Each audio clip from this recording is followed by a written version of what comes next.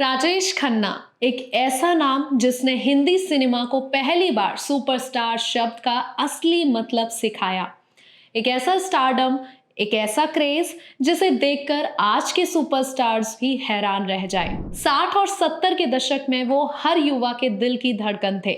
लड़कियों की दीवानगी का आलम यह था कि उन्हें खून से खत लिखे जाते थे। लोग उनके बंगले के बाहर घंटों उनकी एक झलक के लिए खड़े रहते थे और सिनेमा घरों में उनकी फिल्मों के शो हाउसफुल हुआ करते थे। लगातार महीनों तक ऐसा स्टारडम आज के दौर में शायद ही किसी ने देखा हो। राजेश खन्ना की शुरुआती फिल्मों ने ही अलग पहचान दी। आराधना, हाथी मेरे साथी, आनंद, अमर प्रेम बावर्ची और ना जाने कितनी क्लासिक फिल्में। उन्होंने सिर्फ अभिनय नहीं किया बल्कि किरदारों को जिया। उनकी आंखों का दर्द, मुस्कान की मासूमियत और डायलॉग्स डिलीवरी का जादू दर्शकों के दिलों पर गहरी छाप छोड़ता है। और बात सिर्फ कुछ फिल्मों की नहीं है। लगातार 15 सुपरहिट फिल्में देना कोई मामूली बात नहीं थी। ये रिकॉर्ड आज भी कायम है। लेकिन जैसा कहा जाता है, समय किसी के लिए नहीं रुकता। 80 के दशक में इंडस्ट्री में नए चेहरे आए। अमिताभ बच्चन की एंट्री यंग मैन वाली इमेज ने लोगों को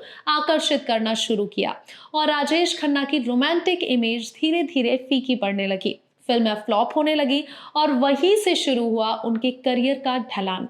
और इसी बीच एक घटना हुई जिसने लोगों को चौंका दिया। उनका बंगला आशीर्वाद बिक गया। मुंबई के कार्टर रोड पर स्थित इस बंगले की अपनी एक कहानी थी। वो बंगला जहां रोज हजारों फैंस इकट्ठा होते थे, जिसे बॉलीवुड का सबसे प्रतिष्ठित ठिकाना माना जाता था, वो अब किसी और का बन चुका था। कहा जाता है कि जैसे ही आशीर्वाद बिका, राजेश खन्ना का स्टारडम भी मानो बिखर गया। अब सवाल उठता है, क्या एक बंगले के बिकने से किसी की शोहरत खत्म हो सकती है? शायद नहीं। लेकिन जब एक स्टार की पहचान ही उसके घर से जुड़ी हो, जब उस घर के बाहर ही उसकी पूरी फैन फॉलोइंग की दुनिया बसी हो, तब उसका जाना सिर्फ संपत्ति नहीं, पहचान का खत्म होना होता है। और यही हुआ काका के साथ। इसके बाद उन्होंने कुछ फिल्में की, लेकिन वो पुराना जादू दोबारा नहीं लौट सका। उन्होंने राजनीति में भी कदम रखा, सांसद बने, लेकिन फिल्मों जैसा असर वहां भी देखने को नहीं मिला। लेकिन पर्सनल लाइफ भी हमेशा चर्चा में रही। डिंपल कपाड़िया से उनकी शादी, फिर अलगाव और अंत में अकेलापन। राजेश खन्ना का आखिरी वक्त दुखद रहा। एक ऐसा सुपरस्टार जो अकेलेपन में दुनिया से विदा हो गया।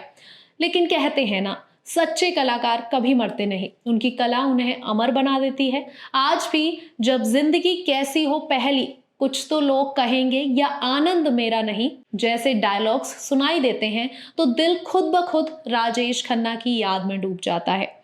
उनकी ये कहानी हमें सिखाती है कि शोहरत और स्टारडम जितने तेजी से मिलता है, उतनी ही तेजी से छिन भी सकता है। जिंदगी में सब कुछ क्षणिक है, नाम, पैसा, शोहरत, लेकिन जो बचता है वो है आपका असर, आपकी यादें। ऐसे ही और मजेदार कहानी के लिए हमारे चैनल एच न्यूज को फॉलो करना बिल्कुल मत भूलना।